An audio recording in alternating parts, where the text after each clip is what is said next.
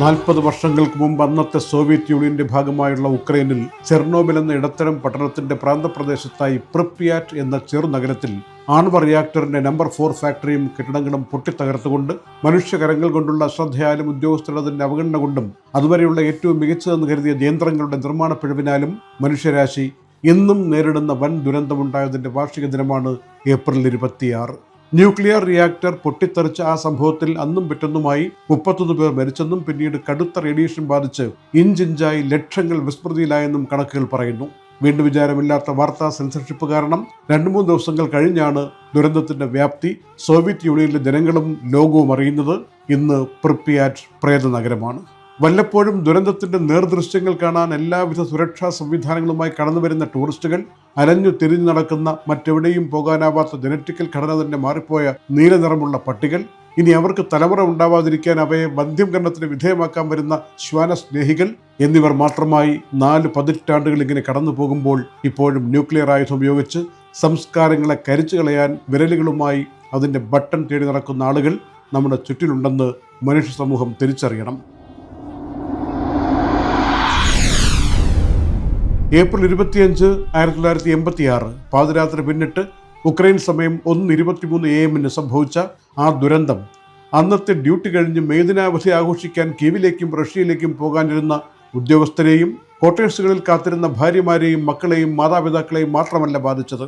പിറ്റേ ദിവസം വിശാല യൂറോപ്പിലെ പല ന്യൂക്ലിയർ ഗവേഷണ പ്ലാന്റുകളിലും അസാധാരണമായ അപകട അലാറം അകാരണമായി മുഴങ്ങിയത് നമ്മൾ അറിയണം. അടക്കി വെച്ചിരുന്ന സത്യങ്ങൾ അങ്ങാടിപ്പാട്ടാകാൻ തുടങ്ങിയപ്പോഴാണ് ഗോർബച്ചേവിന് ചെർണോബിൽ ദുരന്തത്തെക്കുറിച്ച് മിണ്ടാൻ തോന്നിയത്. ഒരു ദിവസത്തേക്കൊന്ന് മാറി നിൽക്കണമെന്ന് നാട്ടുകാരോട് പറഞ്ഞ് 1000 ബസ്സുകളിലായി വിദൂര ദിക്കുകളിലേക്ക് കൊണ്ടുപോകപ്പെട്ട ഒറ്റയാളും പിന്നെ പ്രിപ്യാറ്റ് എന്ന ജന്മനാട്ടിലേക്ക് തിരിച്ചു വന്നിട്ടില്ല. കെട്ടഴിച്ചു വിടാത്ത വളർത്തുമൃഗങ്ങൾ കൂട്ടിൽ കിടന്ന് ജീവൻ വെടിഞ്ഞതിൻ്റെ കണക്കുകൾ ഇപ്പോഴും വ്യക്തമല്ല. തലവേദനയും നെഞ്ചുവേദനയും ഛർദിയും ത്വക്കിന് നിറം മങ്ങലുമൊക്കെയായി കാലാന്തരത്തിൽ പിടഞ്ഞു വീണ ഉക്രൈൻ ജനതയുടെ കണക്കുകളോ സമീപ സോവിയറ്റുകളിലെ ദുരന്ത ഭീകരതയോ ഇപ്പോഴും പൂർണ്ണമായി അറിവായിട്ടില്ല.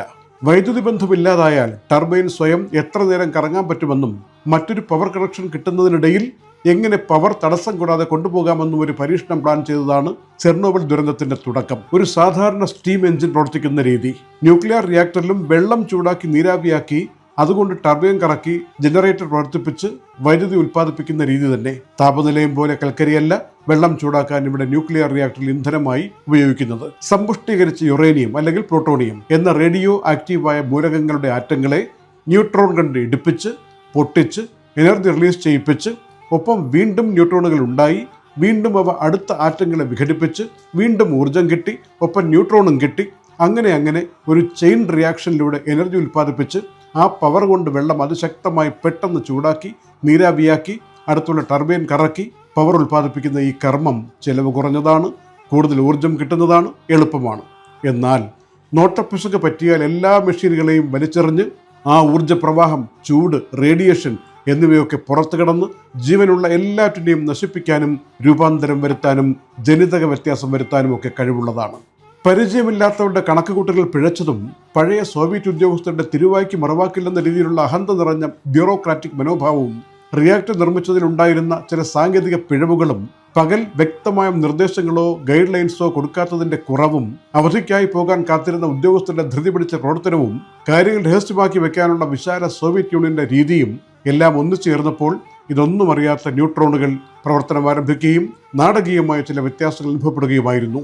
ആ നിമിഷങ്ങളെ അതിജീവിക്കാൻ നൽകിയ നിർദ്ദേശങ്ങളെല്ലാം ന്യൂക്ലിയർ പുസ്തകത്തിൽ വിരുദ്ധമായിരുന്നു.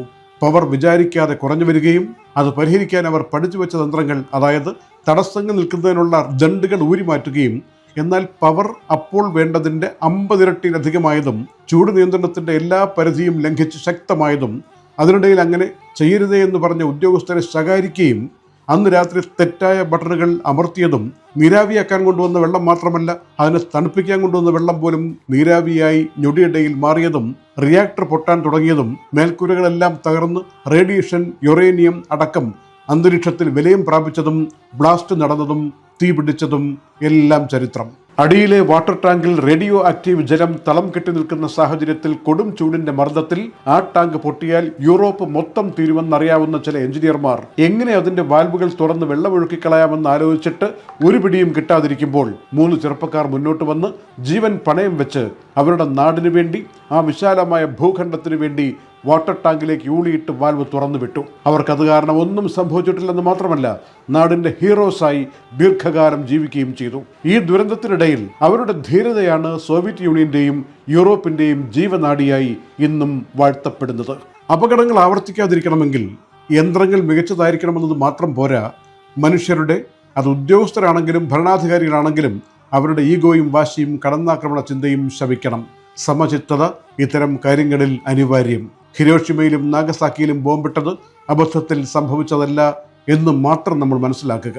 അങ്ങനെയുള്ള ഭ്രാന്തുകൾ ഒഴിവാക്കിയാൽ സമാധാനപരമായ ആവശ്യങ്ങൾക്ക് ന്യൂക്ലിയർ ഊർജം ഉപയോഗിക്കുന്നതിൽ ഒരു തെറ്റുമില്ലെന്ന് പല രാജ്യങ്ങളും തെളിയിച്ചുകൊണ്ടിരിക്കുന്നു.